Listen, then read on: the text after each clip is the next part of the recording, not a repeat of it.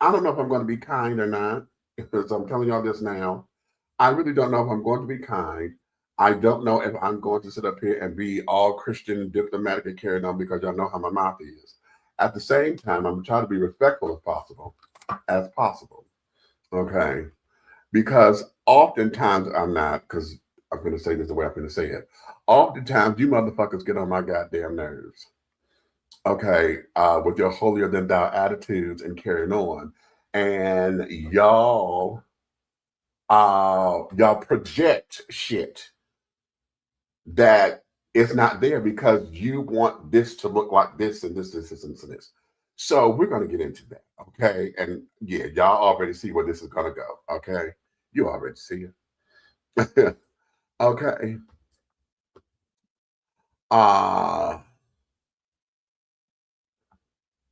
So be that as it may, let me go pull the video so that we can get into it. Let me bring Red up in here. Red, you ready? And there go my co-host. Y'all say hello to the one and only. This is the big guy ally over there, the big red fella, doing his thing on the ones and twos over there. Oh. What's happening? How you doing? All right. How your mama doing? Ah. Okay. So yeah. So let me go pull the video. And we figure to have some fun. What?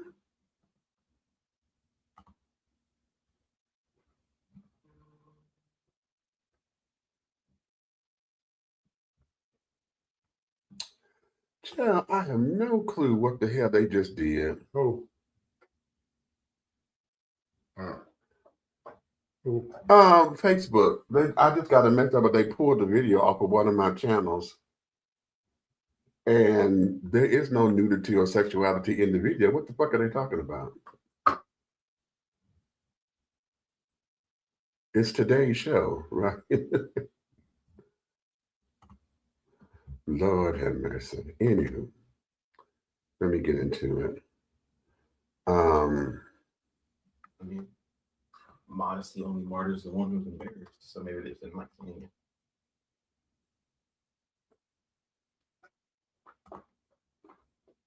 Weird. Mm-hmm.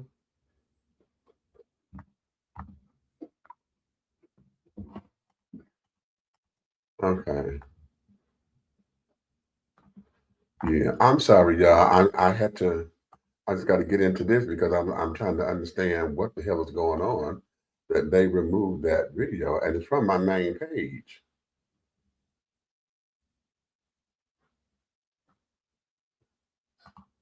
So I got to see what the hell is going on.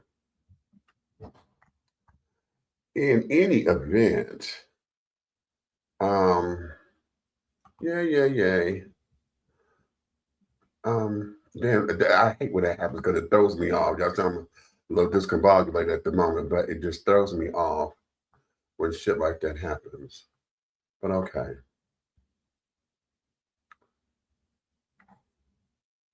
All right, hold on. This is an Instagram. It's coming from Instagram, so it's kind of loading a little bit. I'm going to just share the screen with you guys. Usually I just upload it into the system, but oh, you're kidding.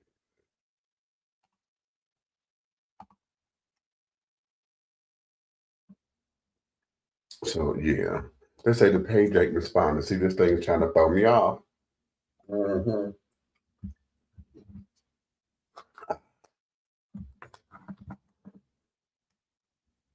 I didn't know that it's on. Huh?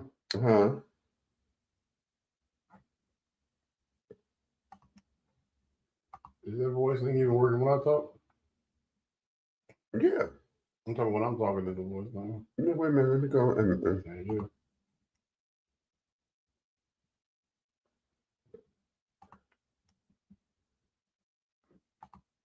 Yeah, go ahead. Talk. You know What?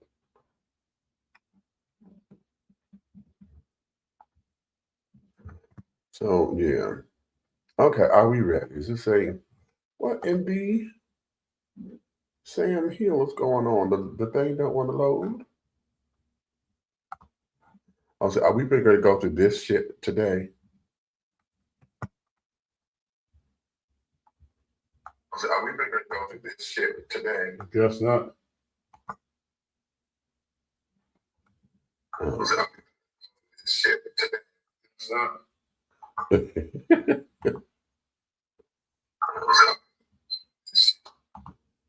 Oh, Lord have mercy.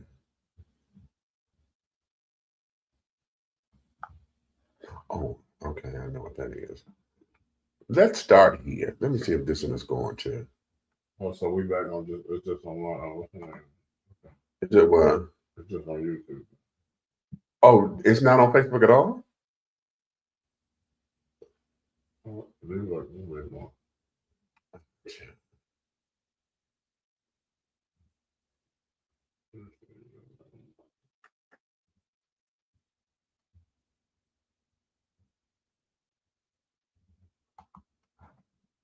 Okay, well, here we go. Now the doggone videos don't want to act right. They don't want to act right. I just went through all this. See? Not that one.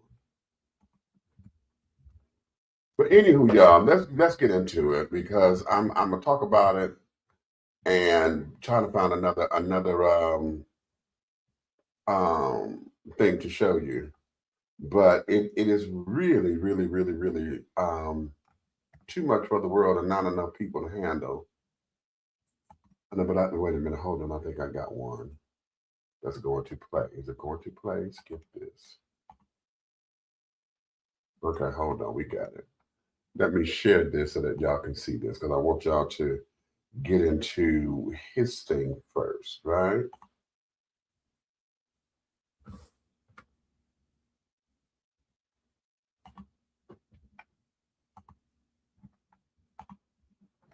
Okay, we ready? Yeah. The internet went crazy about a dress my wife had on. Now, they didn't say anything about the $4 million that was raised for the United Negro College Fund. They never mentioned that she prayed until heaven came down. They never said anything about this was the largest fundraiser for for HBCUs in the country. But insecure, jealous, petty, small-minded people got in their feelings and set up a false barometer of holiness based off of a dress. Now you got to help some people because some people have embraced the full knowledge of ignorance without any assistance for understanding. The dress was not see-through. The dress was flesh color. But because you ain't never been nowhere and ain't never been exposed to nothing,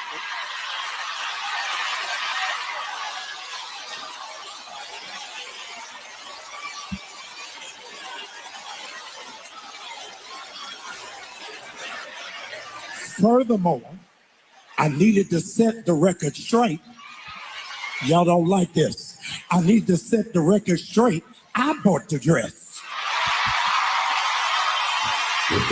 And I like it. I don't care whether you like it or not. She ain't mad to y'all. She mad to me.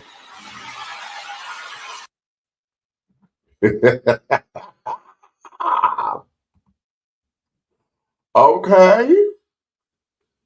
Okay. This should not take long.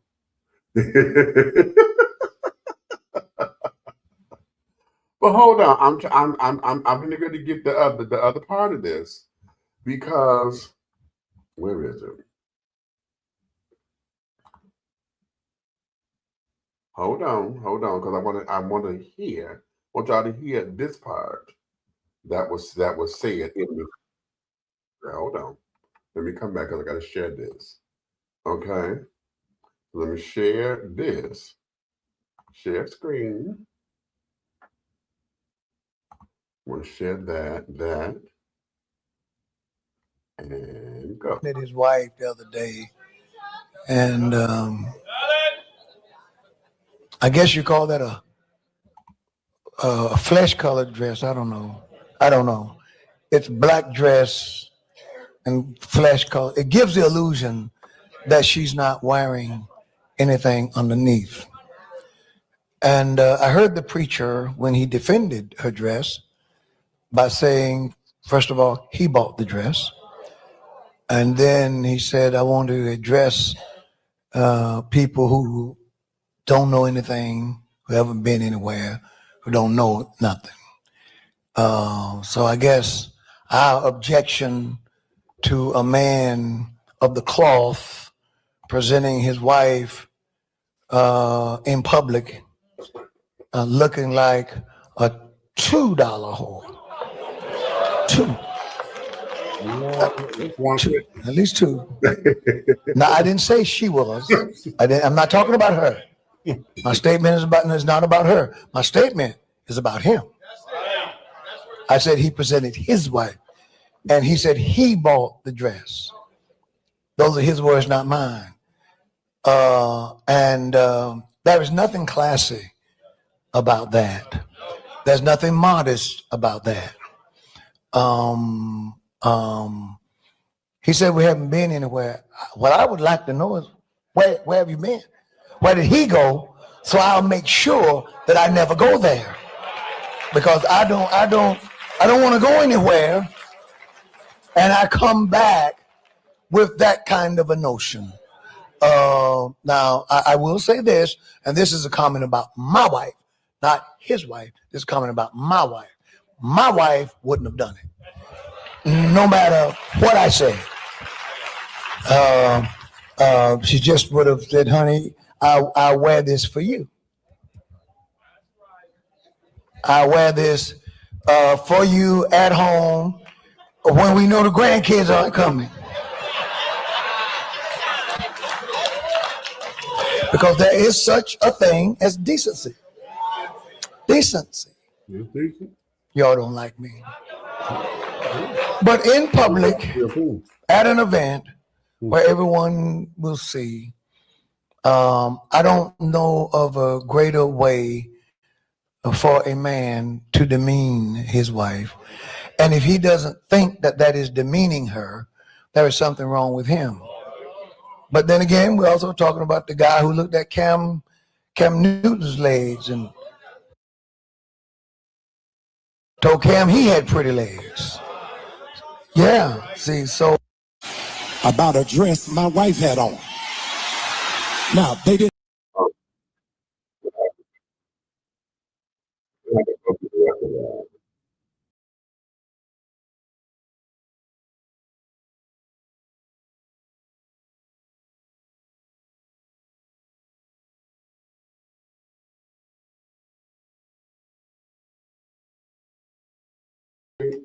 Come on.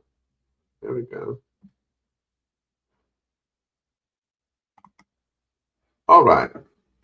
So y'all heard that, right? And this, not another. And I'm going to go here. Why is it that those who feel as though they're being bold in the spirit and feel as though they are teaching and giving a lesson or whatever, that this becomes a whole big to-do, and you use your pulpit for badgering, for bullying, for basically, this is a whole shit show, right? You don't like the man and carrying on, and on top of not liking him or whatever, this becomes a whole big to-do, right? Something like that. I'm sure he could have called Pastor Jamal and they could have talked that out like two grown men. Okay, he could have had his opinion and be like, dude, what the hell are you doing? And blah, blah, blah, blah, blah. You decided that you want to take and make this a teachable lesson okay, to your congregation. And then, now you keep saying you didn't call her a $2 whore, but you said $2 whore. Okay, very disrespectful. And yeah, okay. Now, Jamal, being the clapback king that he is, okay, could have handled that differently as well. See, because he decided to get up in the pulpit and wanted to do the neck roll, let me let you have it thing. Okay, all in the name of I'm protecting my wife and blah blah blah. Okay, I get all that. That's a man thing. But then wanted to add, to the father by saying, well, here's what y'all the tea is, clock the tea. I bought the damn dress. It's not like I gave her permission or this, that, and that. I bought the dress and yada, yada, yada, yada. Okay. So it became now a bigger spectacular. It's just not that she's in the dress. Now you're the one who bought the dress and not. So it just became so much bigger than what it should have been. Okay. Now, the Bryants were on Cameron Hall and this, that, and another, and Mrs. Bryant, as the minister herself or whatever, because she is the co-pastor of New Birth. She stood up and said her piece with it. She was comfortable with the dress or whatever. She wanted to it was a designer she wanted to work with and carry it on, and so it became a few things. And so the question becomes, what were you really mad at? Are you mad at the fact that it was the dress? Or are you mad at the fact that she was a sexy woman? Y'all had problems with this woman when she first came. Y'all talked about her hair, her nails. She was manufactured and this, that, and the other. She's high maintenance. When they first started dating and carrying on, it was a whole big, and now that she wore this particular dress at this particular function or whatever, now we want to sit up here and play. We want to play fashion police. We're putting the morality police. We're sitting up here now, wanting to sit up here and pass judgment, and that really wasn't your place. Have your opinions, but that should not have aired to where we're here on social media talking about your opinion in that fashion. Or if you needed to have said it, there could have been a way that could have been much better than the way it has been presented. Because now what we have are two pastors sound like they're ready to go to, let's step outside. And so why are we here? Why are we here? And then the smug little reference when he says, he said he bought the dress and this, that, and the other, blah, blah, blah, blah, blah. But this is also somebody who sat there and told Cam Newton that he got pretty legs. So what are you insinuating? See, is that kind of bullshit. And it's unnecessary. It is completely and totally unnecessary. Had he done all of that and it was never recorded like this, I would not have anything to say about it. But again, we take these things, and now that we got social media, everybody want to run to social media. And,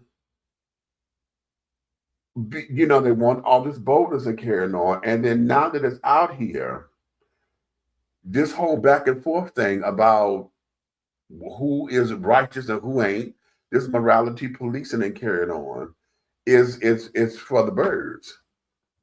It's really and truly for the birds. And now here we have another strike against the church, and particularly the Black church. And here you have two church leaders at odds with each other yet again in the public, when all of that could supposed to be done behind closed doors. So again, what you mad about? Are you mad at the dress? Okay, it gave the illusion that she didn't have anything on. Okay, now that may not have been your particular taste. Okay, however, you knew she was not naked and carrying on. It's a nude of illusion dress. Okay, it's fresh tone and blah blah blah blah blah. All right, why are we here? Okay. You ready? Go for it. Well, due to the fact that years ago I purchased that same type of material outfit or ensemble for somebody that I was dating. Uh-huh. Right. Uh-huh. And when I first saw it in the boutique, right, Right. I looked at it and I said, wait a minute. I said, can you see? I said, is that you? You know, because we were doing the shopping thing. Right. And stuff. And I was like, oh, I said, okay. I said, oh, I thought it was entertaining and an individual piece, you know what I'm saying? Like, Uh-huh. so I purchased it. Uh-huh. Because again, everything is not for everybody. Okay. So let's find a picture of the complaining pastor's wife and see if that actual dress would complement her shape. You went there. Because what's going on in today's religious sanctuaries, religious sanctuaries, Say it. Say it. there's a whole demonic panther going on. And the overseers don't know nothing about it because the people that they got in control of it are the ones that are doing it. Right. Because those pastors have somebody covering them. See. And you're going to allow them to make a mockery out of the church based on a fashion statement during February. Well, we don't have much time to show how black we really are. Right. Okay, that part. Now, here's a problem I got, right? It's obvious that there's something underlying between the two of them. Right. It has nothing to do with the church. Exactly. Say it. Because at you all age, you got to know better than to use the pulpit for that type of mockery. You don't get up there and entertain the congregation, your sheep now, Right. as if they were at a comedy show. Right. Oh, come on. You said that. Say that. Say that. Okay. My thing is this. Is this Genesis through Revelations or is this Def Jam you bought a ticket? Oops. Okay. Okay. And I hate to say it, you know, some things irritate my soul. This agitates me because, again, you have people like myself, right? You know how they say you fight an uphill battle to get to where your heart really wants to be? Mm-hmm. Well, my battle has been straight up a wall. Okay. I don't even have the incline of an uphill because somebody is standing on that hill, making it a wall for me. Right. For no particular reason at all. Okay. So I refuse to let their ignorance, the same type of delivery of ignorance that this pastor did, stifle my growth. Right. In the kingdom. Okay. You know, touch not my anointed. Exactly. They are going to have to pay for this mockery. Now you can see that that woman has had work, body work. If she hasn't had body work, she's going to spend $1 million on personal training. Okay. Right. Okay. And her diet is carrot sticks. Right. And she's in the gym every day to be that should I say, to be built the way that she is. Right. Okay. So let's say her husband supported her in doing body sculpting or whatever it was to get her to look like that, right? Mm-hmm. Why wouldn't he be proud of the money that he spent? If you go out and buy the brand new Cadillac or the brand new Lexus or the brand new Mercedes, Well, are you going to lock it in the driveway? I mean, like in the garage, or are you going to wax it in the driveway for the neighbors to see? right. Again, Jezebel spirits they carry jealousy. Mm. And I really would like somebody to do their homework and find a full body picture of the complaining pastor's wife. Hold on, I'm trying to get to it. What is his name? Bishop Paul something. Wait a minute, what's his And name? the reason I say that because Patrick Wooden.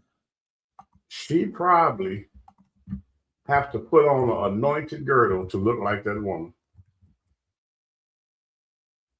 Do you understand me?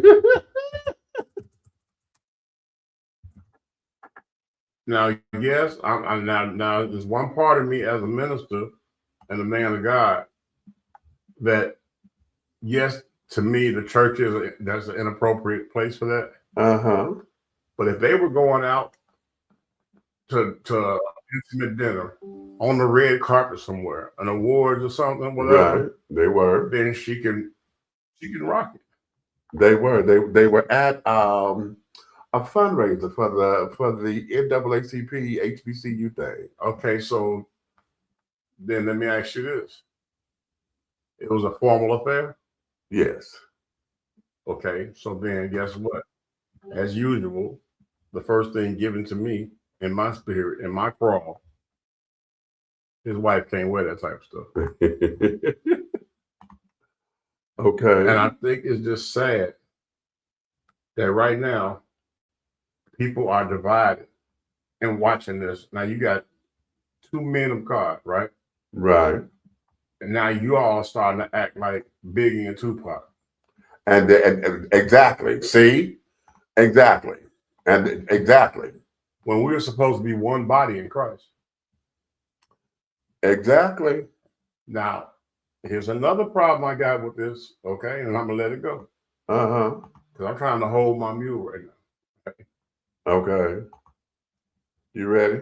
Stop trying to pour traditional ways of the church onto everybody coming in. The reason people are running from the brick and mortar churches and ducking and dodging from you when you're trying to pray for them or come to them and offer them Christ in their life, because you're trying to make them be everything from the 60s to the 90s and what it's supposed to look like in church. Right. And right. And guess what? If you keep recreating the same vision of the same type of saint, that's not growth. That's duplication and manufacturing. That's right. That's right. And he didn't say duplicate my will. That's right. He said do his will. Spread the word, the good news of the living God. Teach people.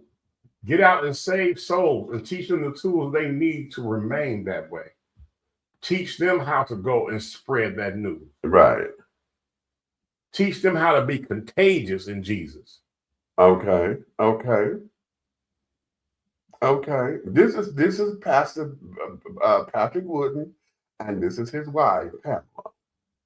And I see that's Pamela. Okay. Sir, I'm sure that based on the Lane Bryant cut that she's wearing right there, I'm sure if she took her clothes off when you all are having your intimate session, she probably opens up like a can of biscuits. I just could tell right there that she could never wear that type of outfit. You said a can of biscuits. So what your problem is, she looked like everything that you sneak around with. Mm.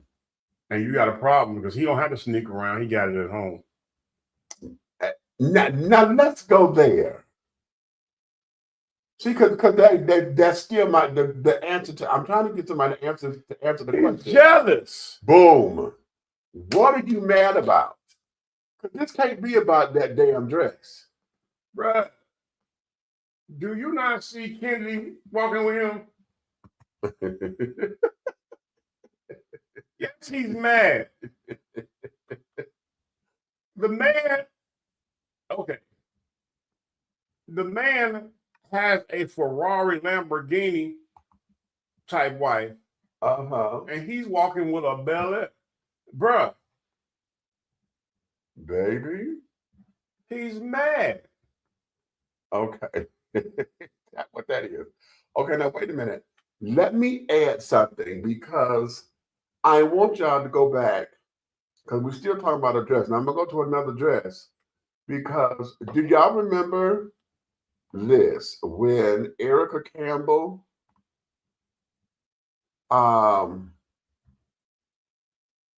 they were trying to have this little dress controversy about her because of her album cover? Do y'all remember this dress? What's wrong with it? Everybody jumped on her. They were like, this is too sexy for church. She's supposed to be a woman of, she's a gospel woman. And she is. Yes. Praise the Lord. Okay. And she defended, she said, I'm a curvy woman. I can't help that. The dress is not, it's form-fitting. It's not all that tight or whatever. I'm not revealing anything. There's no skin showing.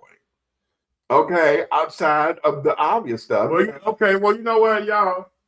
Call Big Red because I told her she could wear the dress. Okay. Okay, because if she was mine, I'd have bought every color. Okay. And every shoe to go with it. Accessories and purse. Y'all gonna leave Erica alone. Take that down. I don't know. Leave my baby alone. Take that down. I'm mad. She said young girls shouldn't only get sexy images from people who are not proclaiming Jesus. I am, says Campbell. You know what? Hallelujah, baby. Okay. We're gonna praise him together. And that there. Because what's saying that she's disrespecting anything. You understand what I'm saying? You see what she had on? Right. So you would tell her that she can't work the usher if she came in with that on? Well. Come on, man. Come on. That's why I'm going to tell y'all something.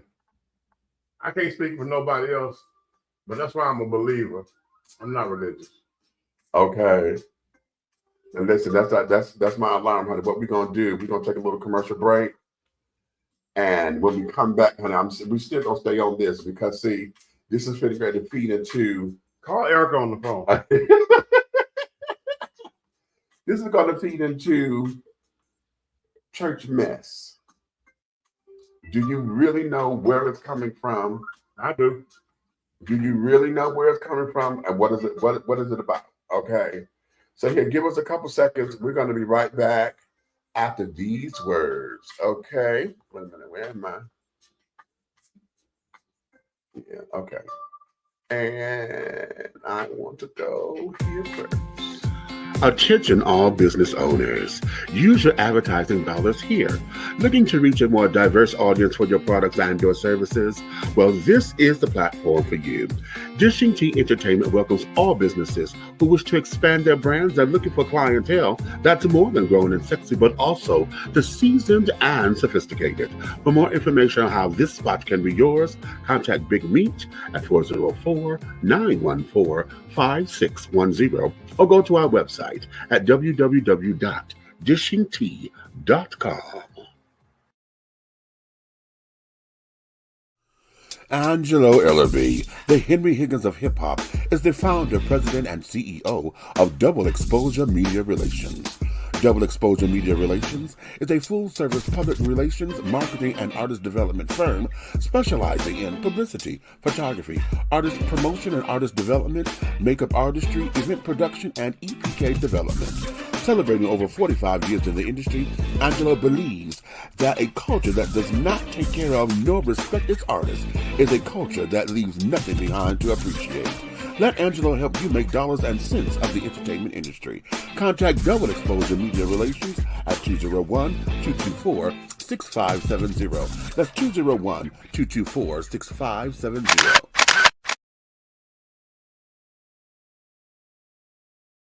How you all doing? My name is Jason Panner and I'm the CEO and founder of B Condoms. Today I'm going to show you what it means to have the largest condom on the US market. As we can see, I have one of our Platinum XL B condoms in hand and I have a ruler right there. The ruler is about 18 inches, right? What I'm going to show you right now is how I can actually take our condom all the way down to my elbow, right? So what you can see, we're pulling it all the way down. Now keep in mind, not only do we have the biggest condom in the market, our condoms are also pH sensitive, they're vegan friendly, they're organic, and we don't contain any of the fillers that other brands have. B Condoms, biggest condom on the US market, takes you all the way down to the elbow. Make sure to protect the culture. Thank you and take care.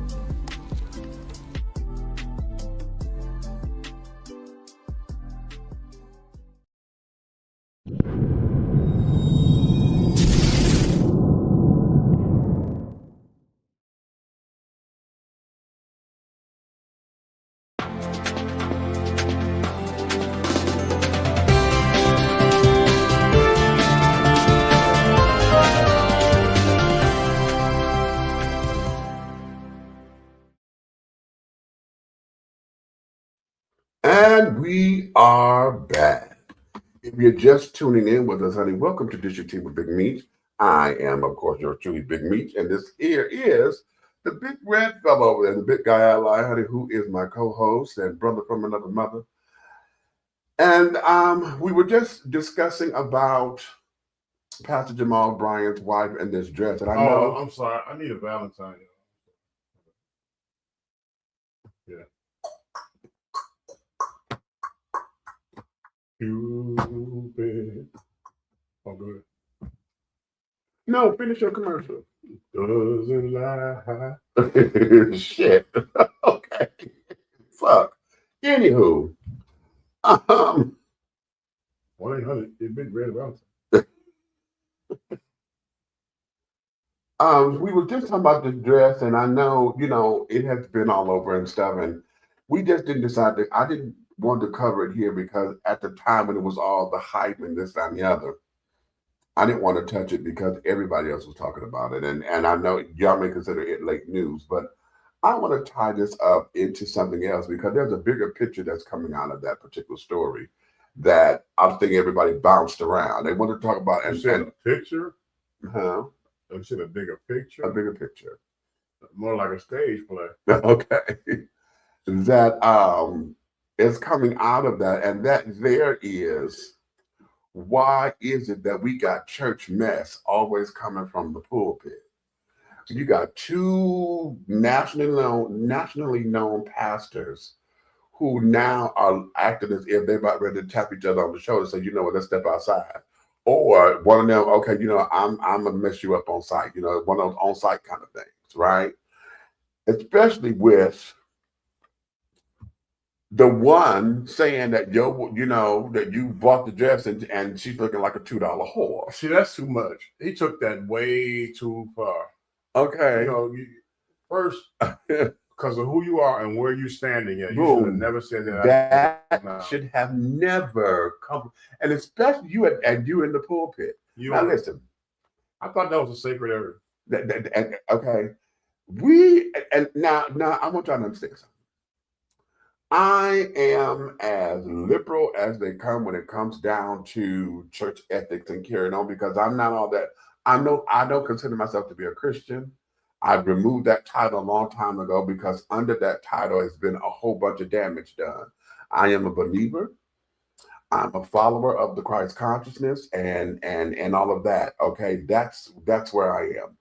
I also know that my consciousness and how my journey with God is, it has elevated into a plateau that most traditional folks won't accept. And that's fine because this is not their walk. Okay. So why are they always trying to put your shoes on?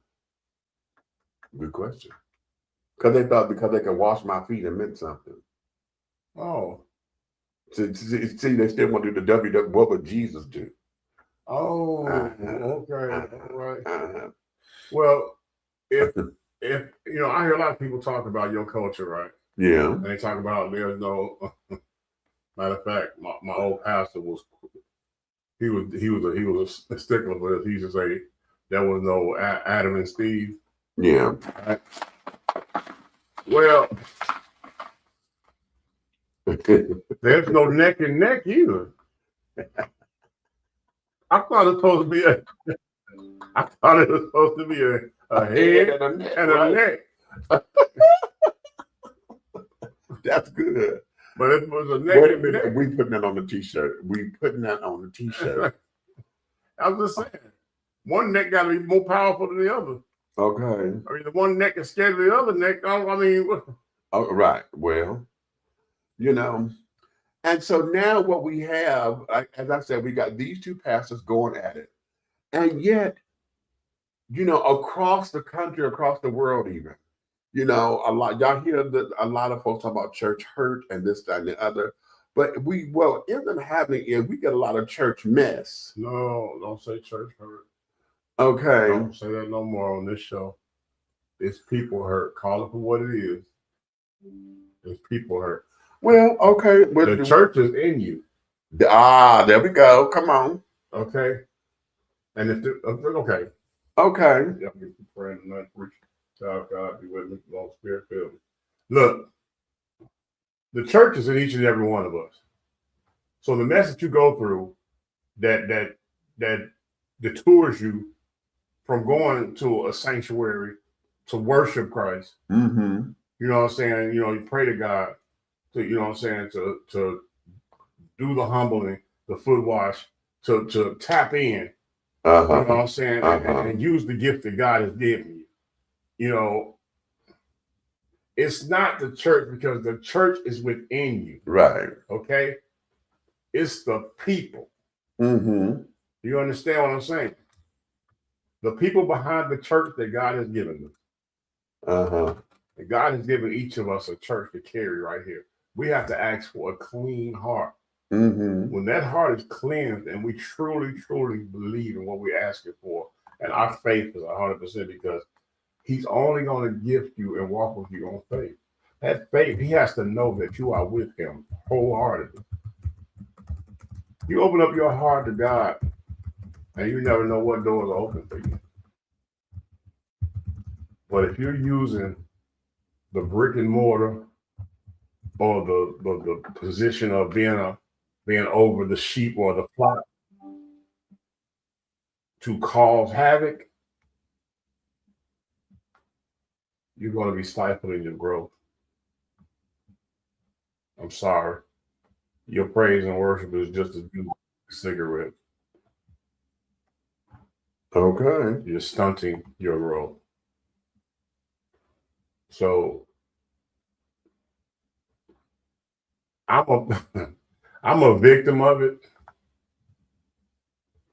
But at the end of the day, people, we gotta get it together because one thing ain't got nothing to do with the other. And you're putting people in situations of the opposite of what you're supposed to be doing. If you are in leadership and you're supposed to be bringing people to Christ, saving these souls, what good are you to go under the water, cleansing yourself? Because when you come up, you're supposed to come up white and pure and be that servant, which all of us are. Titles mean nothing. Right. Servant. You come up that servant for Christ. But what if you just come up a wet, messy devil? Same way you went down.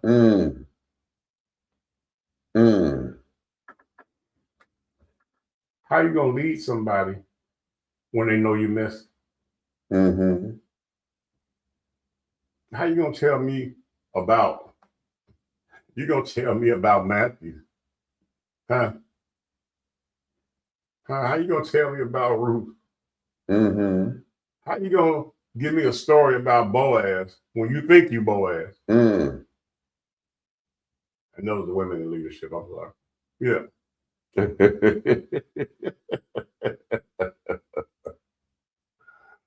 I'm telling y'all today, we don't know the time nor the hour.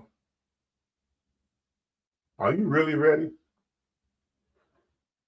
Because you're doing the devil's work, and everybody's trying to give the devil so much credit. Oh, that was the devil. It wasn't the devil. It was the person that had a hidden agenda, and they're hiding it behind the Bible and the laws of the Lord. Don't say that. Now there we go right there. You want to sit up here and talk about scripture and how things are supposed to go and what's traditional Right. in the church. Right. So where is it traditional that you lie on your flock? Where is it traditional that you put one against the other in your flock? Where is it traditional that you lie to your overseers in order to make your flock look bad? Where is it traditional that you're trying to buy your way into position? How about it?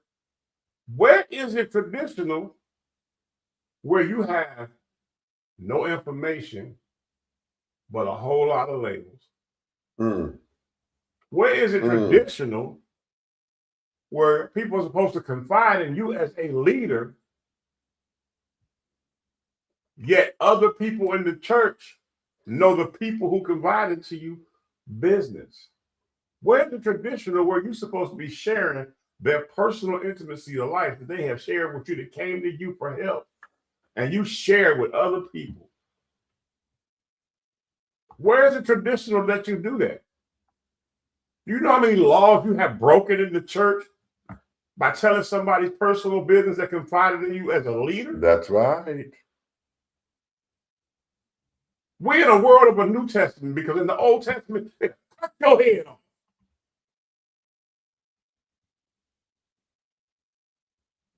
Get it right, because I'm trying to tell you.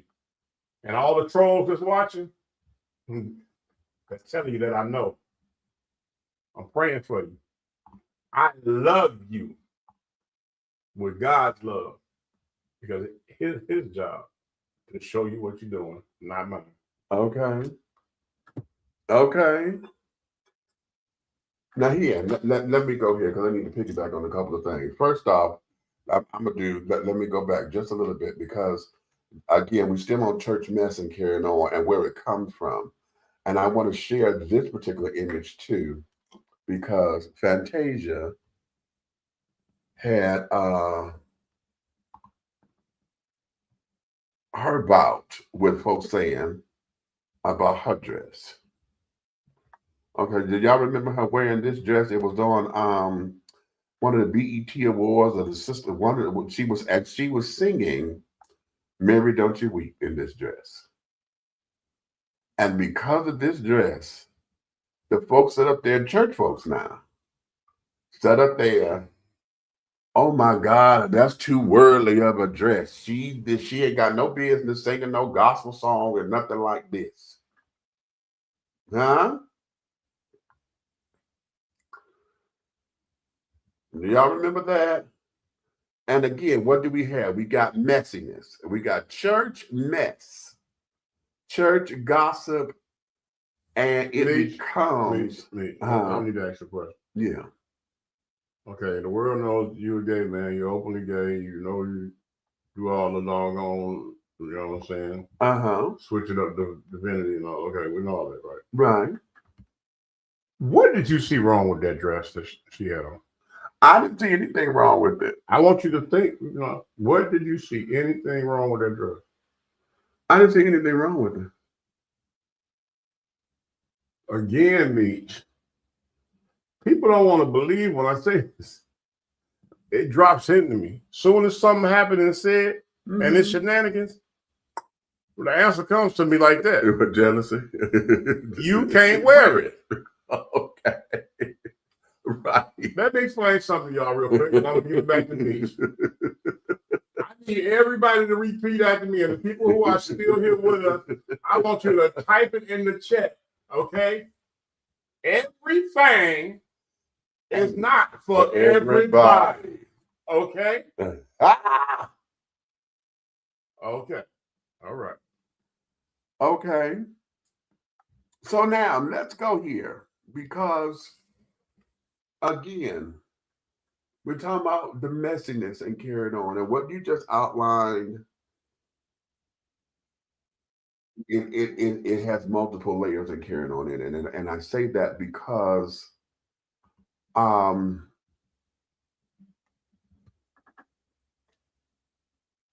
when we're dealing with our leaders, those who are supposed to direct the spiritual, and I want y'all to understand something.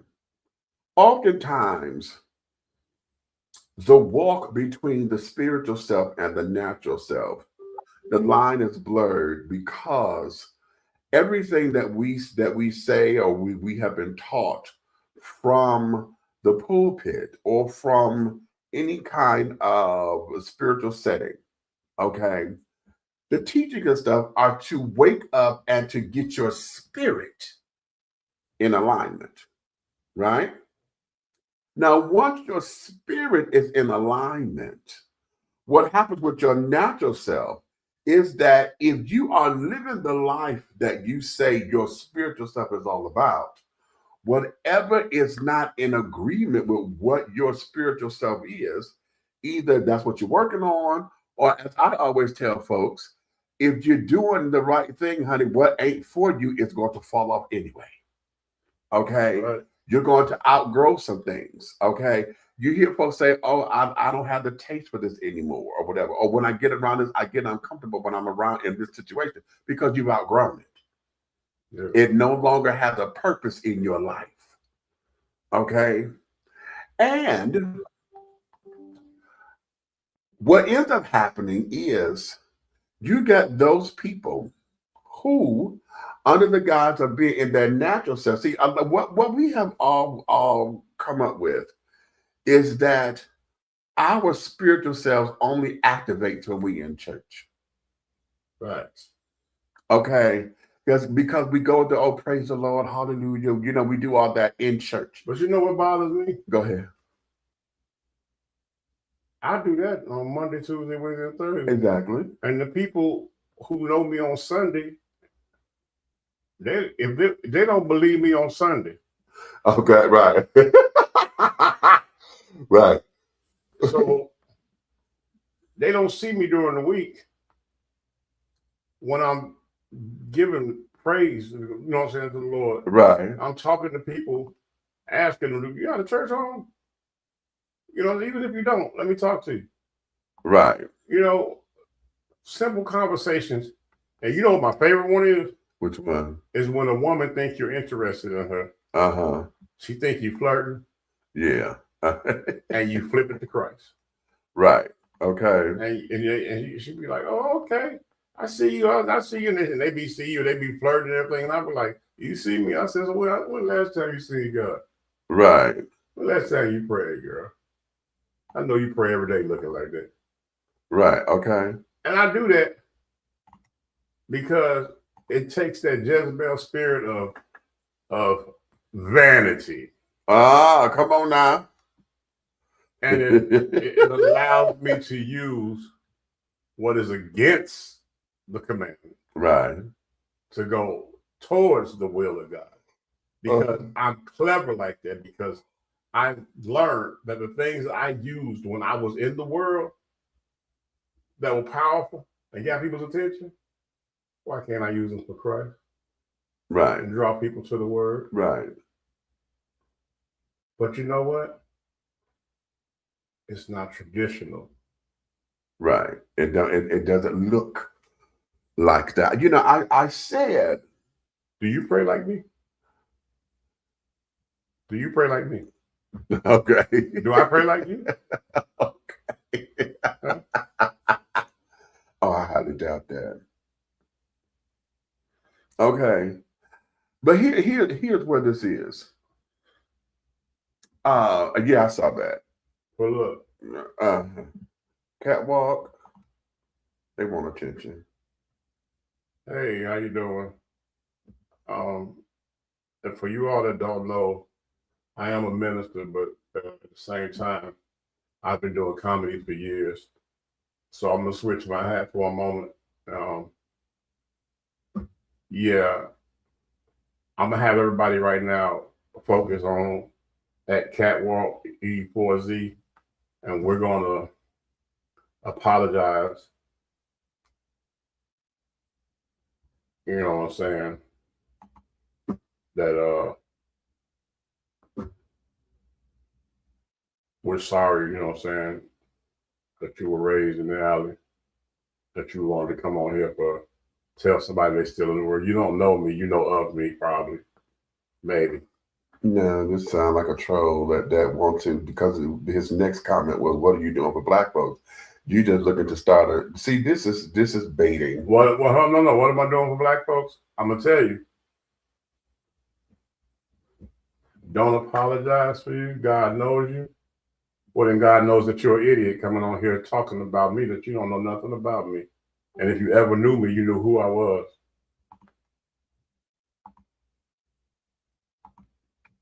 So yeah, because we all come from somewhere, right? Okay, yeah. A lot of this and carrying on. You know, ask yourself those questions. Okay, ask yourself, because here, the conversation that we're having right now is about the messiness and carrying on, and why is it? See, and you're feeding right into it. Okay, you're feeding right into that's it. probably that leader we're talking about. Right, you're feeding right into it. You know that, right? Okay, that's probably her. Probably. Welcome in. Okay. Sure. All of the messiness that comes from it. Why is it that it's there, and we have allowed it to be? You know, and then oftentimes, you know, we run through the excuses of, well, you know, if the pastor get caught with, you know, sinning, quote unquote sinning, or whatever, and basically the pastor said to me, he done slept with somebody outside of his wife, or he drank and then got drunk, or he done beat somebody up. Okay. Or whatever the case may be, that's not a good look for him. Right. Then all of a sudden we had to go to, well, he's still a man. You know, he's still a man. But what does that mean? Just that. Okay, that's the excuse. You know, he's a man with needs. And usually we hear that when he doesn't sleep around some damn well. Okay. And folks are all up in his business, or he done slept with somebody he had no business sleeping with, like somebody else's wife or other. And it done got out into the streets or whatever. But the messiness of it becomes what everybody runs to. A lot of folks are in these big cathedrals and churches and carrying on. They got thousands of members up in there. And you can't tell me that where those churches are and carrying on with that many members, that the work in the community can't get done.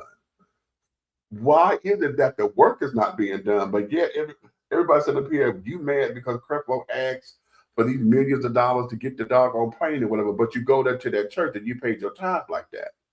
See, you did that because he knew he could come to y'all and do that. Okay. So when it comes to all of that, why is it that we keep the mess up and never do the work? And then when the mess gets started, do we know where it comes from? Huh? Well, we do now. Go ahead. And if you do, how come you don't address it? No? Because now, if all of us are supposed to be spiritual leaders, spiritual followers, and carrying on, we are supposed to be able to go to our brothers and sisters one-on-one, sit down and have a conversation, okay, and hash it out, right? If that doesn't work, then you're supposed to take somebody else with you, okay, of some authority. How do you get somebody who may be on the same level or whatever, you know? How many years you know me? Almost 10. 10? No, it is 10 this year. It's 10 years. Sure, ain't more. So, how many times you heard me say that I want my own church? Huh? Never. You said what? Never. You've never said that. Oh, okay. That's what I thought. All right, go ahead. No, you've never said that. No, I know, because I've never desired that. Right. That's what you said. Okay. I know I won't be no church. I didn't want to wait. Right. And that's other thing. I'll take the work. Right. If it's helping others. Right. And pouring into other people. Right. But the weight of a church. Right. Right. I never desired that. But yet and still the world thinks I wanted it. So I think that's what the problem was at one of the places I was at. Yeah. I think that's what the problem was. They were protecting their own. Because they thought you were competition. And again, messiness. No, messiness. How you want to fight by yourself? How? It's in the head. It's here. It's here, and it becomes distorted because what you believe and what you're thinking or whatever, and instead of asking, and now here's the dichotomy to that. How is it that you mad at something that you made up in your head, but you stole my ministry? You came in on an invite here and you searched everything about me and what God gave me to do. Mm-hmm. And then you turn around and say, oh, we can't deal with him because he wants his own church. And that's going against the way. The way. Okay. Yeah. So that becomes that. Now, yeah, and see, when we deal with messiness, and I'm standing on the church right now because, see, a lot of us deal with this. And I like what you said. No, it's not church hurt, it's people hurt. And it's going to take me a minute to acclimate that because, okay, we're going to switch our vocabulary over. But at the same time, the reason why I get stuck on church hurt is because when you get everybody who are like-minded, and then you got the congregation that's sitting up there coming against you because the pastor say so. The pastor and then the head deacon and the head usher, okay? When all that starts to happen, and it just seems as though that everybody there don't want to be bothered with you, then it becomes a problem. But then, now that's in the church, but we sit up there and talk about the Jehovah's Witnesses when they excommunicate somebody. See, they do it differently. They call this excommunicate, where they feel as though that you have not been a part of the flock or whatever, and you've gone, quote unquote, gone against Jehovah. And so now the whole congregation literally turned their back to you. They can't talk to you. They can't this, they can't that. You get no help. You just completely excommunicated and cut off from the flock. But that's not what this work is about. We're supposed to go and find, you leave the 99 here for the one. That's what the work is. That part. Okay, that's what the work is. How are you kicking somebody out? Now it's different. Now let's understand this. Okay, it is different if I decide to leave on my own because I don't want to abide by the quote unquote rules.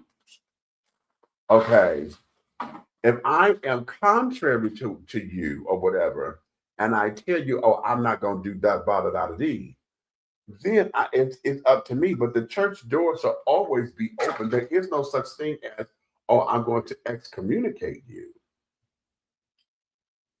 Okay, and this, that, and the other. And so that's when we get all this message. Now, you excommunicate me, but you want to tell all my business to everybody. Okay, and it becomes a whole big to do. It becomes a whole big to this. It becomes a whole big to that. And then we come out of spiritual growth, and then we start to go into control. Because now, because you say I'm not supposed to do this, you still don't know what my journey is and what assignment God has for me. So if God is telling me to reach out to such and such and so-and-so or whatever, and I'm still in communication with them because this is something that's part of my development, my growth, who are you to tell them not to talk to me? Mm-hmm. Okay, who are you to tell them or to tell me who I can and cannot? And then want to throw, oh, that's just the enemy talking. How dare you? You don't have that authority in my life to understand who the enemy is for me. Because as far as I'm concerned, you have just become that.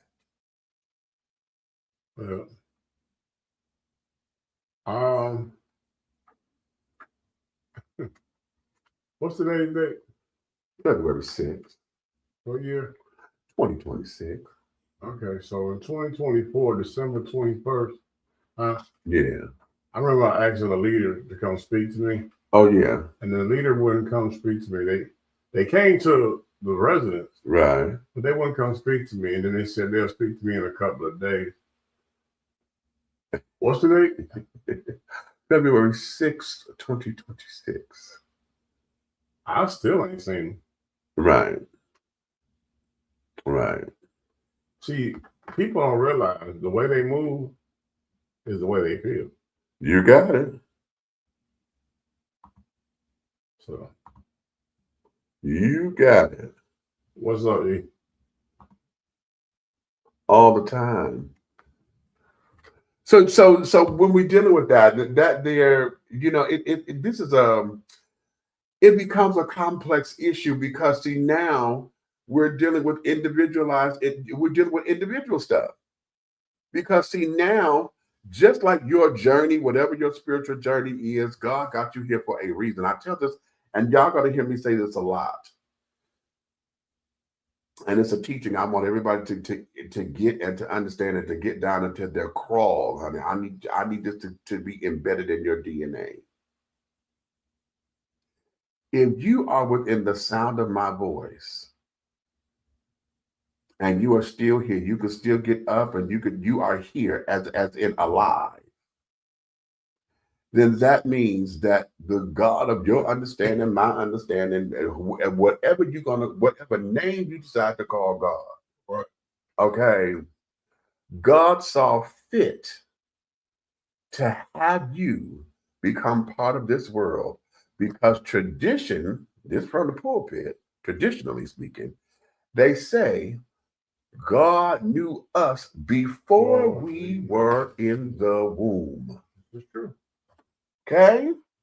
So if that is the case, and God is the Alpha and the Omega, because see the beginning and the end, and know my life, and still let me be here on this plateau and on this planet, then that means God knows everything about me. So all of you who trying to put somebody in hell, who try to sit there and say what is and what ain't of God and this, that, and the other, God has already ordained my life, your life, his life, her life. God has ordained that life to be because that life is here. That's number one. The quest for us as human beings is that we have to reconnect with our spirit selves. That's what the quest is. To understand who we are so that we can be in alignment with what our spiritual duty is.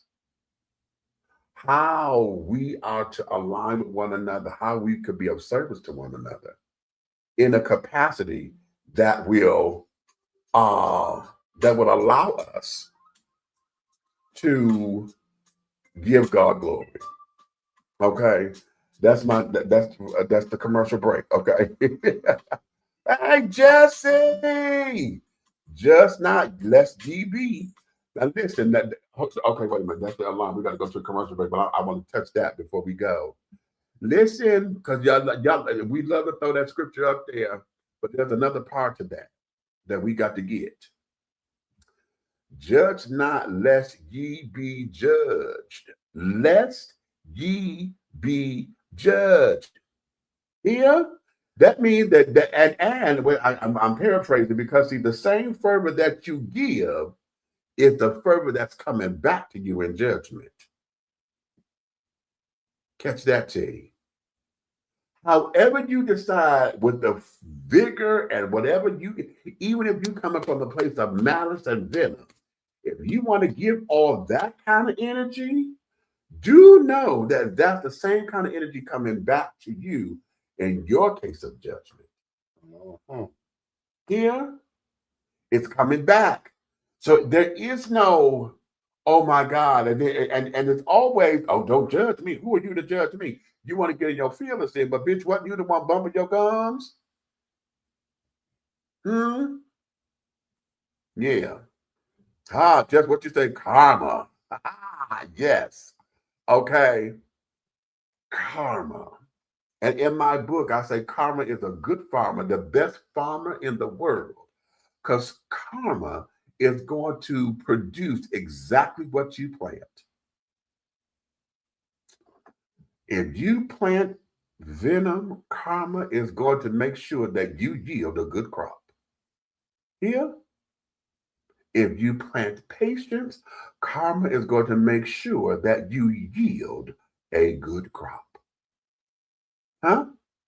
That there. Okay, wait a minute. We got to commercial. That was my commercial alarm. Okay, when we come back, we're going to go into another subject, and that subject is going to be traditions and our young people. Okay, did we train them, and did we do right, or do they have the information and they just don't want to do nothing with it? We'll talk about that when we come back. Google it.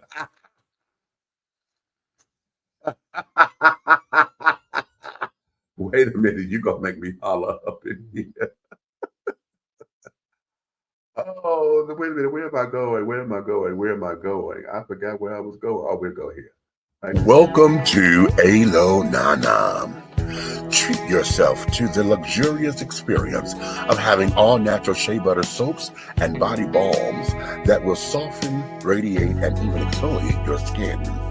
Alo Nana products are designed with you in mind to promote overall health and wellness the way the nature intended. No dyes, no colors, no chemicals. Just pure love, like receiving a hug from grandma. Get your Alo Nana today. Contact Aunt Nikki on IG or call 267-629-1364. Alo Nana, building a legacy, not a letdown. I'll put this on the YouTube. I'm gonna put this on the YouTube. Hey Demetrius, what's going on, Demetrius? Dennis Taylor, what's going on, Big Meech? They call me Big Meech. Larry Hoover. That's right.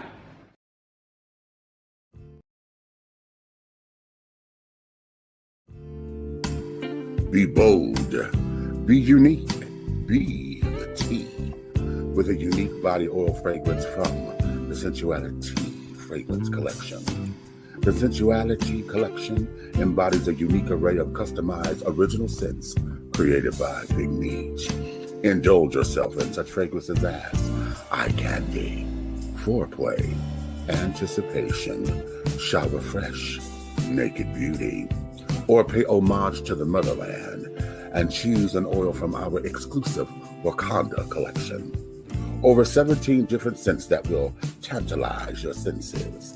Order yours today. Log on to www.dishingtea.com for more information. Because remember, it's all about the tea. Sensuality, that is.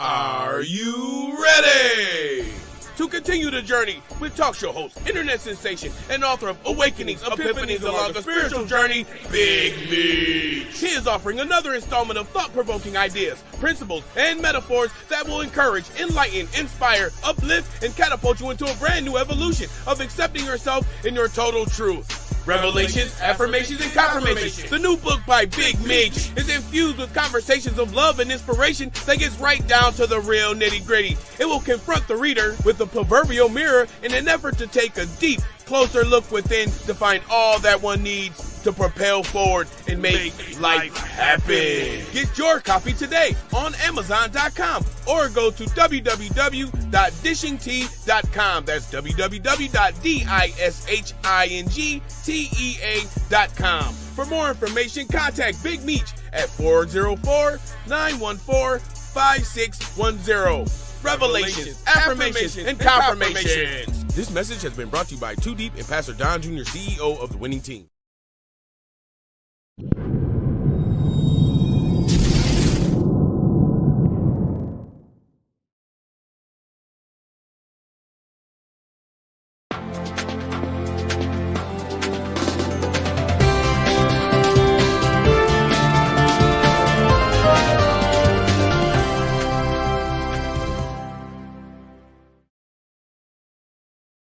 And we are back.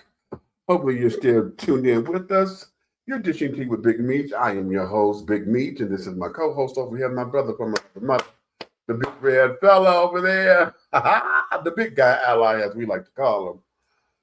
Listen, we're going to dive into something. I had my nephew come and I said, listen, give me a topic. And he came up with traditions and young people.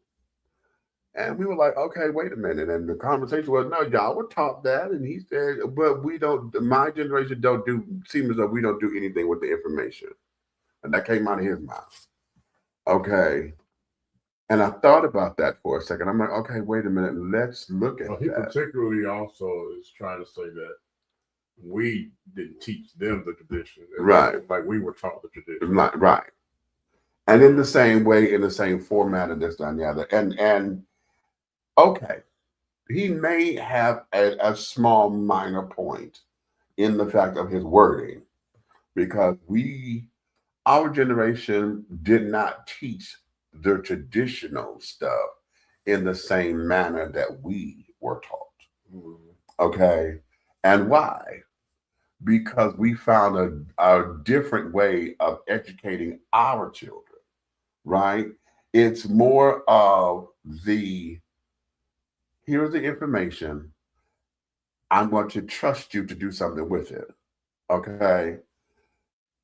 And if I don't see you moving in that direction, then we got to have another conversation. Okay. Because you see, our generation taught our kids how to do it. You know, it was more so we went back to that whole apprenticeship program kind of thing. But at the same time of being seeing you as our apprentice, when you showed us you knew what you were doing, we left it in your hands.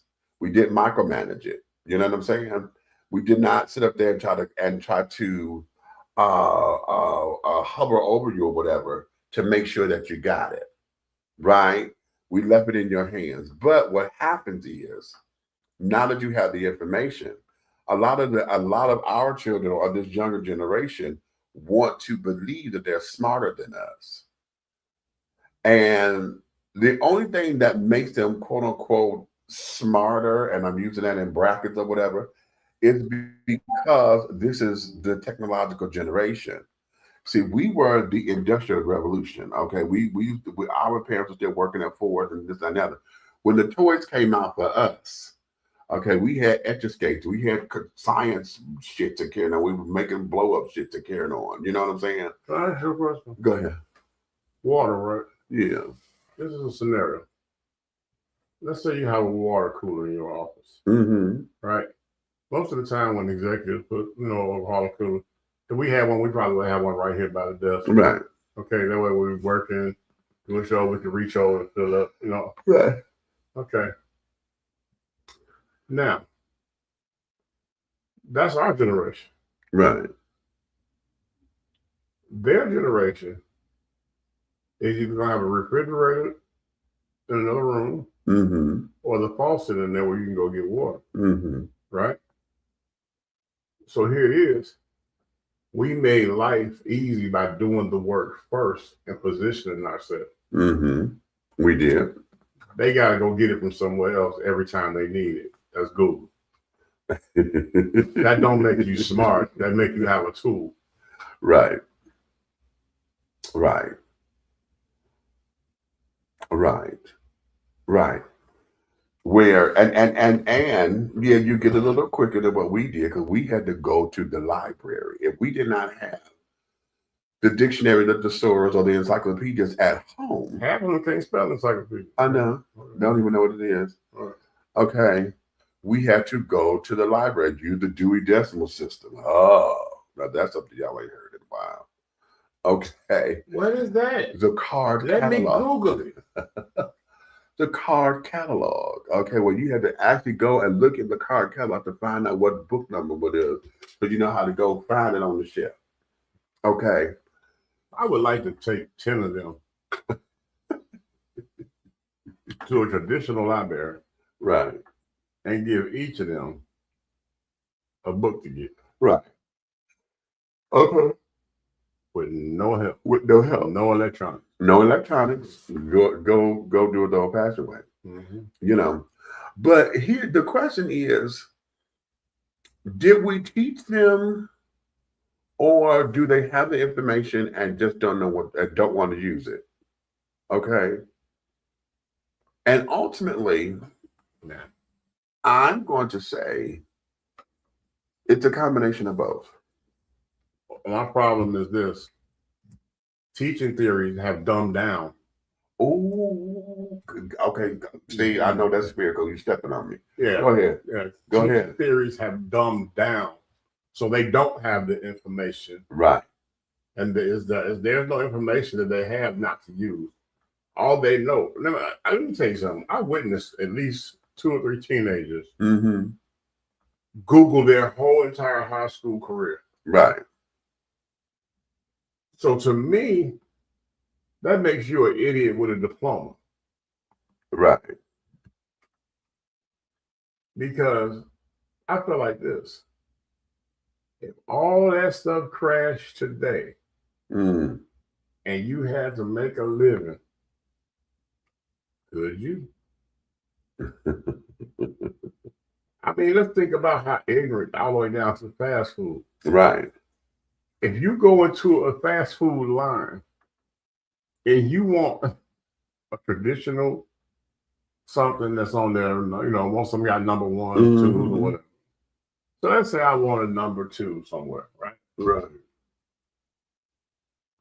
And you say number 2, can I have a number 2? As soon as you say that, they're going to immediately push the button that says 2, right? But if you say, can I have a number 2 hold a tomato? They're going to go, because now you have to come down here where there's writing on each button and find out how do you remove tomatoes. Right. Because there's no number. Right. Because up here they got numbers or pictures. So, Right. So if you read it for them, hey, can I get a Big Mac meal? Okay, it says Big Mac meal on the picture of a Big Mac meal. But if I say, can I get a Big Mac meal? But can you make it with chicken patties? Right. Right. When everything I just said will come out just as fast as if it was made regular. Right. When we were working. Right. Yeah. Yeah, I work at Hot and Now, honey. So yeah. I crack that joke all the time in drive-thrus. Because I like things a certain way, and it's like some things I just don't. I stop eating certain things. Okay. So I would say, like, give me an egg and cheese this, right? Right. And they'll be steady trying to give you meat. I didn't say about no meat. Right. But they'll stay trying to give you the one. Oh, you want a number? So no, I didn't say that. Give me such and such and such. Then they like, okay, and most of the time they go, a hold, please, because they're going to get a manager to be able to ring that up. To bring it up, right? Because there's no button for that. Right.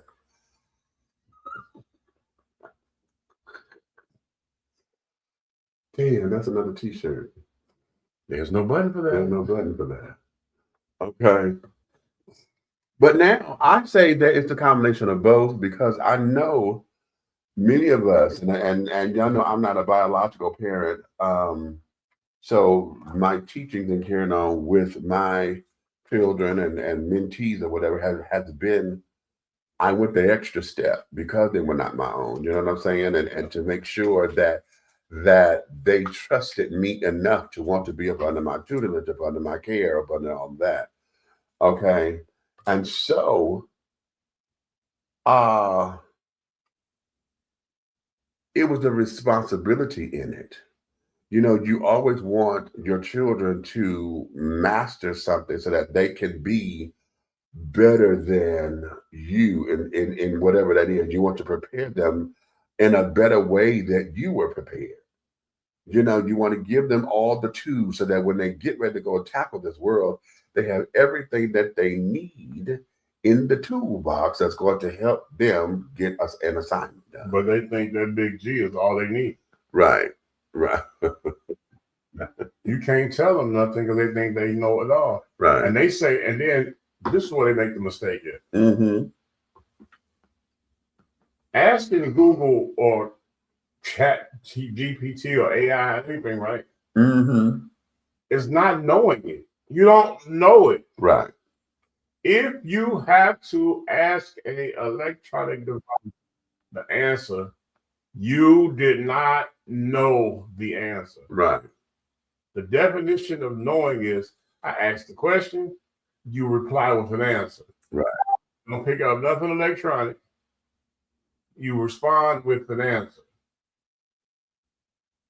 You don't give me hold on and start clicking and clicking and clicking. Right. No. No. Okay. That does not, in your little bitty pea brain, you think that means you know it. Right. Oh yeah. Because you know how to go to the thing real quick. Okay. Or just like I tell people all the time, when they tell you stuff like this, the texting error, right? Yeah. You're so insecure with your life and yourself that all you know is to text. But you will respond to a person when you see them and say these words. Yeah, I already told you what I was going to do. Mm. You didn't tell me what you were going to do. And they say, you didn't see the text I sent you? That's not telling me. Right. How many times have you had to correct them on you talked to someone today? Oh yeah, we talk all the time. You know, we were texting that you're not talking. That's not talking. You're not talking. You text. Okay. But in their mind, they don't. Oh yeah, I had a conversation with them the other day. Oh, what are they saying? Everything, oh, I can show you right here. You didn't have no conversation then. Right. And yes, for those of you who want to sit up there and say, "Oh, that's a play on words," you're damn right. Because no, you did not converse with me. Or you did not speak with me. What you did, you wrote me. We're pen pals. Okay, we are pen pals at this particular point. And you cheating with that because pen pals with us with paper, stamp, right. Okay. Y'all lazy. Had to wait 3 to 4 days to get a response. Well, for them to get it, and then 3 or 4 more days for it to get back to you. Then it's gonna take them 2 days to write the response.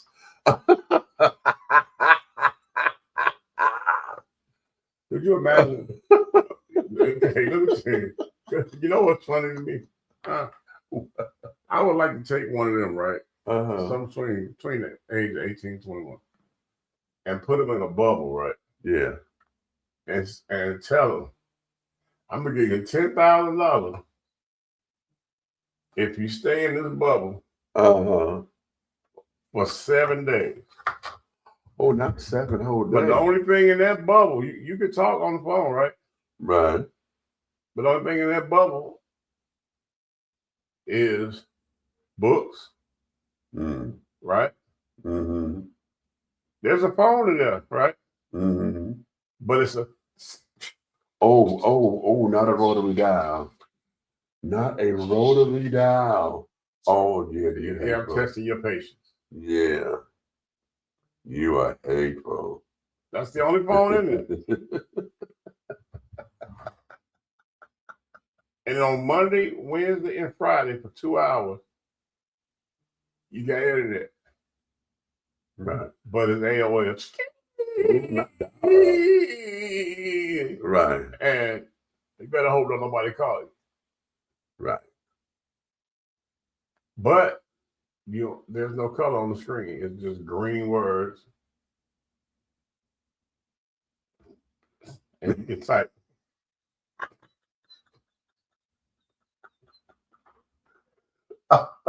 Okay. Okay, here on my face. I just want to know, could you survive? That's a good question.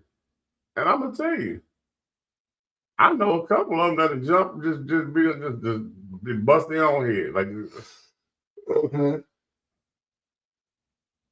As soon as they got to dial a phone number. Because here's the problem.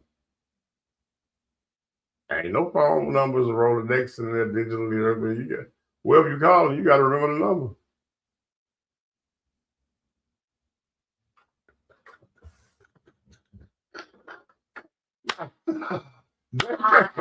Wait. They think that would be cruel and unusual. Oh, wait. punishment. I But that was a way of life. Keep the screen on me. It's making my eyes.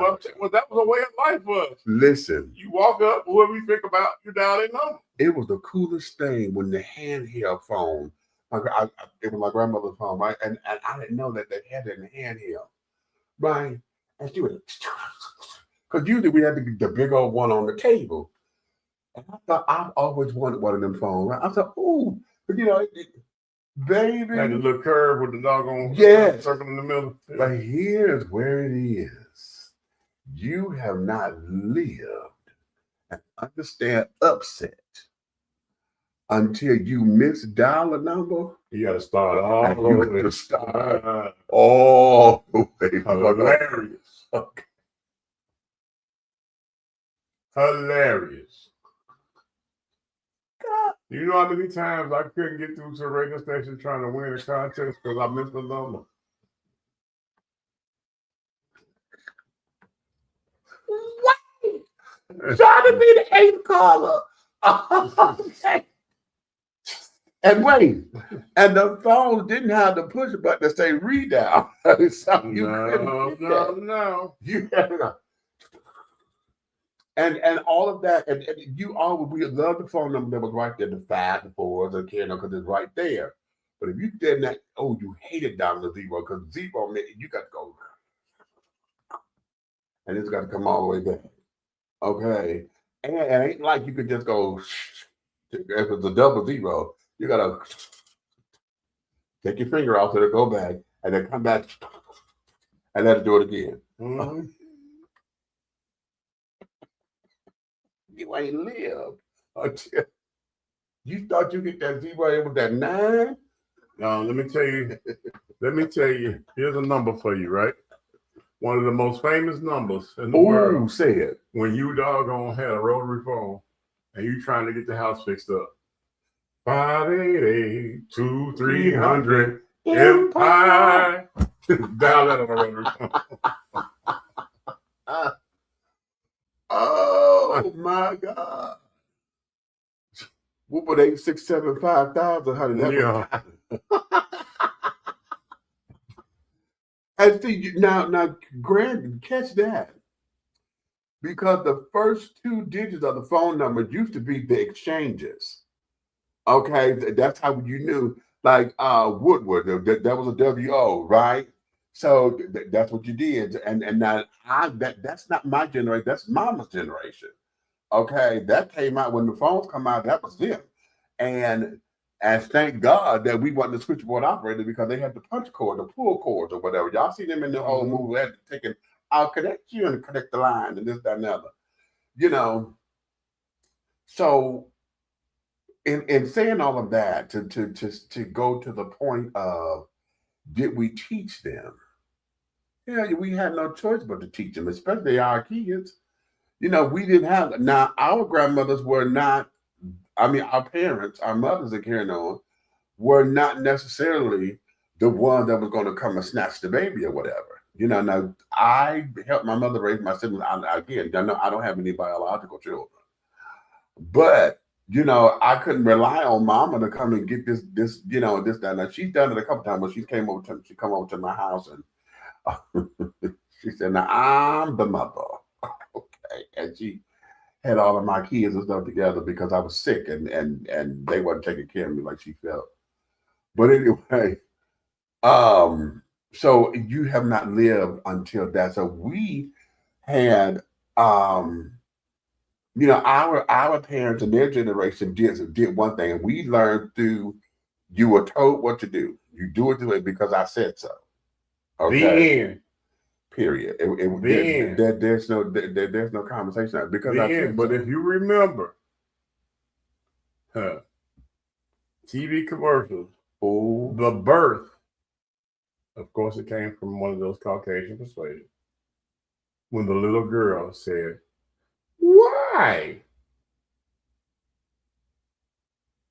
You remember that commercial? Why? Everything that her parents told her to do, or ask, why? Yeah. But why? Why? And I thought about that commercial the other day. I said, wait a minute, it's her fault. Yeah. She started that. Yeah, they did all that. But she started it in their household. Right. Because why get you doggone knocked out? Because you're talking back. You don't question me. But it's just crazy when you think about it. Mm-hmm. They would literally just bust their head on the floor. They ain't gonna survive. Right. Right. And that's all in this whole idea of independence. Wanting to do it my way, wanting to then and say that I'm my own person. Okay. Yes, our generation, we ushered that in, right? Because we're the 90s babies and carrying on. Now, 90s, we're young adults because that's our 20s. Okay. So, we had innovated, we were hip hop, innovation with fashion and carrying on. The asymmetric hairstyle became the shit. And this, that, and the other. So we were experimenting with understanding our adulthood, figuring out our power. The rap game was real tight. So now we come from before microwave. Yes. Oh, hello. I couldn't imagine one of them locked in the house with one pan, one plate, one spoon, one bowl, one cup. Okay. And no microwave. Could you imagine that? Mm-hmm. I can. I can. They'll be curled up on the floor. Screaming cruel and unusual punishment. And all the things. But the youth nowadays, I just a lot of it is entitlement because for whatever reasons, a lot of that come into what we're seeing as entitlement. Okay. And the sense of, oh, you owe me something. Like, no, I don't owe you anything. No, you did not ask to be here, but you are a gift from God. So now that you are here, don't think that I'm supposed to sit down here and completely jump through a hoop for you. No. But what will happen on the intellectual level that I am in parenting, right? Mm-hmm. I will set you up and make you think you winning. Right. And then walk away when I see the bridge come. Because one thing I don't do is forget. Okay. I didn't forget. Right. But that there is that. Listen, we're gonna let y'all get into it. I know this is one of them shows where anytime we talk religion over here, y'all get a little quiet on us. But that's because I really believe that oftentimes we don't have these conversations enough. And some of you may feel as though you can't relate or don't know how to get in on it. And here's the secret. Nobody does. Okay, when we talk about spiritual stuff over here, everything about us, and it's particularly with my teaching, is to help you to realize who and whose you are. Your power base is your power base, honey. Okay, and once you accept it, however you're going to accept it, if you accept it on the good, and I'm going to say that, in the light and carrying on, then we can work with you. If you want to stay in that darkness, that's the stuff that you say. Okay, but just make sure you get all your hope and your help and stuff from over there. Over there. Okay. Right there, around the way up the round, right next to Right. the thing over there. You can't miss it. It's dark. It's hot. Okay. So, with that being said, my darling, it's been awesome. Yeah, this has been a cute little thing, honey. We'll introduce Black History Month and things of that nature. I got to come up with some Black History facts like I did before. I got one. What? I got a Black History fact. Grandma buys a skillet brand new and she burns it when that's called seasoning the skillet. That's a Black History fact. The cast iron skillet that they make the cornbread in. And also is what they make a good weapon for Ray Ray. Oh. But Ray Ray was the second to get it because they didn't want to hit the kids like that. The first person to ever get it was the promiscuous father.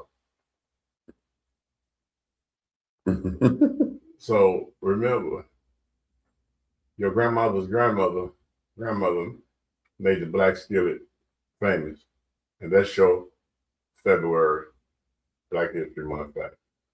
And there you have it.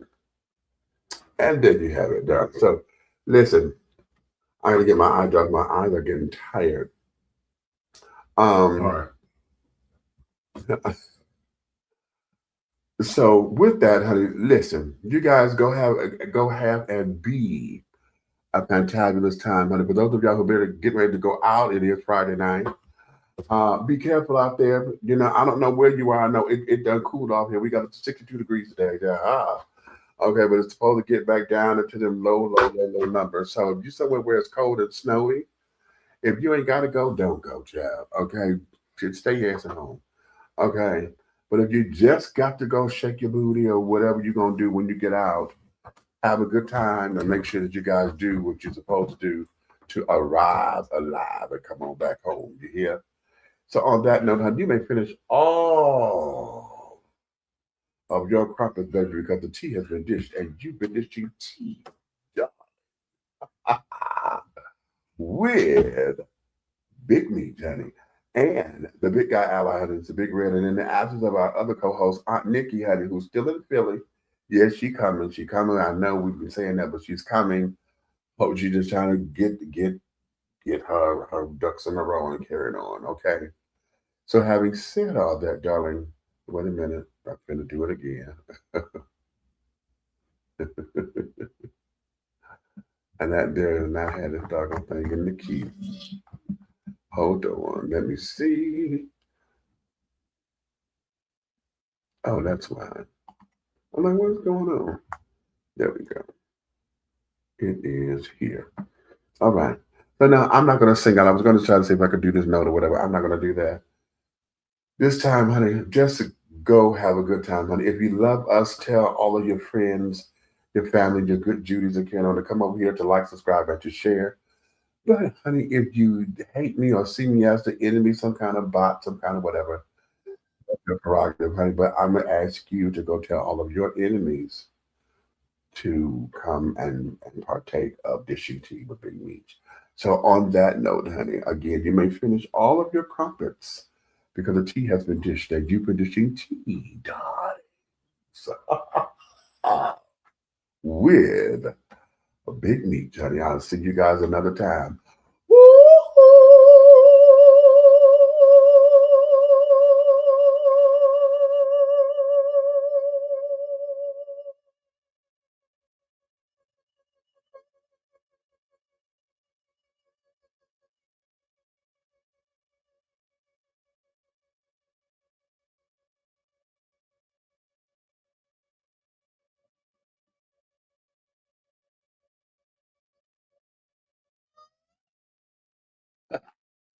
And scene. How?